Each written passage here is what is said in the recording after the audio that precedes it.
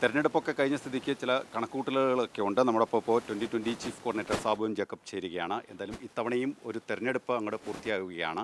വിചാരിച്ചമാതിരി കാര്യങ്ങൾ നടന്നു. അല്ല, ഞങ്ങൾ പാർട്ടി പരമാവധി ഈ തെരഞ്ഞെടുപ്പിൽ പ്രവർത്തിച്ചിട്ടുണ്ട്.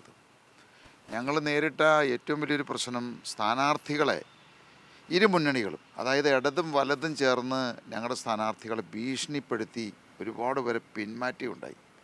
ഞങ്ങൾ ഏതാണ്ട് 1600ഓളം സീറ്റുകളിൽ മത്സരിക്കണം എന്ന് വിചാരിച്ചിരുന്നത്. ഇപ്പോൾ കൊച്ചി കോർപ്പറേഷനിൽ തന്നെ 76 സീറ്റുകളിൽ ഞങ്ങൾ സ്ഥാനാർത്ഥികളെ കണ്ടെത്തിയതാണ്. അതിൽ 20ഓളം ആളുകളെ അവർ ഭീഷണിപ്പെടുത്തി പിന്മാറ്റി എന്നുള്ളതാണത്. ഇപ്പോൾ ഏതായാലും ഞങ്ങൾ മത്സരിച്ച 882 സീറ്റുകളുണ്ട്. അവിടെയെല്ലാം നല്ല രീതിയിലുള്ള ഒരു പ്രവർത്തനവും പ്രകടനവും ഞങ്ങൾ കാഴ്ചവെച്ചിട്ടുണ്ട്. ഈ 2020 മത്സരിക്കുന്ന വാർഡുകളിലെല്ലാം റെക്കോർഡായിട്ടുള്ള വോട്ടിംഗ് പെർസെൻറ്റേജ് വന്നിട്ടുണ്ട്. മുമ്പ് താങ്കൾ തന്നെ പറഞ്ഞൊരു കാര്യമുണ്ടായിരുന്നു. അതായത് 2020യെ ഏത് വിധേനയും പരാജയപ്പെടുത്താനുള്ള ഒരു ശ്രമം കോൺഗ്രസും CPM-ഉം ചേർന്ന് നടത്തുന്നുണ്ട്. സംസ്ഥാന നേതൃത്വങ്ങൾ വരെ കൂടിയാലോചന നടത്തി എന്നുള്ളത്, അത്തരം സംഭവങ്ങൾ ഉണ്ടായിട്ടുണ്ടോ? ഈ തവണ ഞങ്ങൾ നമ്മുടെ കൊച്ചിൻ കോർപ്പറേഷനും മുനിസിപ്പാലിറ്റികളും ഈ പറയുന്ന 48ഓളം പഞ്ചായത്തുകളും മത്സരിക്കാനായിട്ട് ഇറങ്ങി. അപ്പോൾ ജനങ്ങളുടെ ഒരു പൾസ് അവർ തിരിച്ചറിഞ്ഞു. അപ്പോഴാണ് അപകടം തിരിച്ചറിഞ്ഞിട്ട് ഇവരെല്ലാവരും കൂടിയിട്ട് ഒരു കൂട്ടുമുന്നണി ഉണ്ടാക്കാൻ തീരുമാനിച്ചത്. ഇടതും വലതും ചേർന്ന്. ഇപ്പോൾ കുന്നത്താടിൻ്റെ മിക്ക സ്ഥലങ്ങളിലും ഇവർ ധാരണയിലാണ് മത്സരിച്ചത്, ചിഹ്നത്തിൽ മത്സരിച്ചിട്ടില്ല. ഇവർ ഭയന്ന് വിറച്ചിട്ടാണ് ഇതുപോലെ ഒരു സഖ്യം ഉണ്ടാക്കിയത്.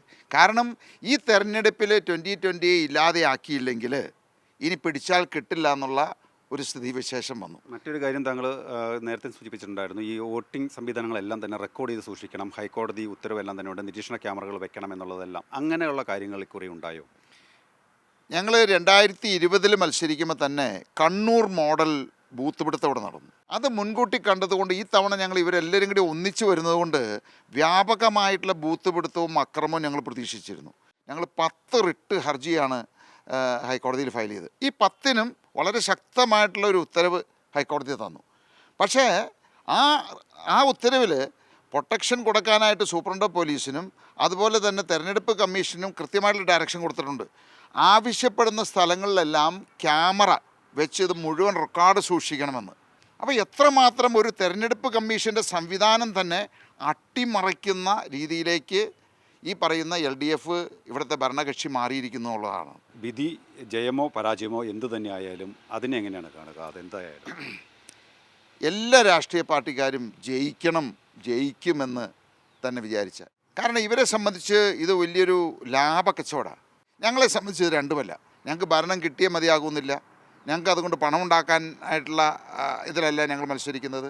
ഞങ്ങളെ ഏൽപ്പിച്ചു കഴിഞ്ഞാൽ തീർച്ചയായിട്ടും ഈ നാടിന് അതുകൊണ്ട് വികസനമുണ്ടാവും, ജനങ്ങളുടെ ക്ഷേമം ഉറപ്പാവും, അഴിമതി തടയും. അങ്ങനെയുള്ളൊരു വിശ്വാസമുണ്ടെങ്കിൽ തീർച്ചയായിട്ടും ജനങ്ങൾ ഞങ്ങളുടെ കൂടെ നിൽക്കും. അങ്ങനെ വിജയിപ്പിച്ചാൽ ഞങ്ങൾക്കതിൽ സന്തോഷം.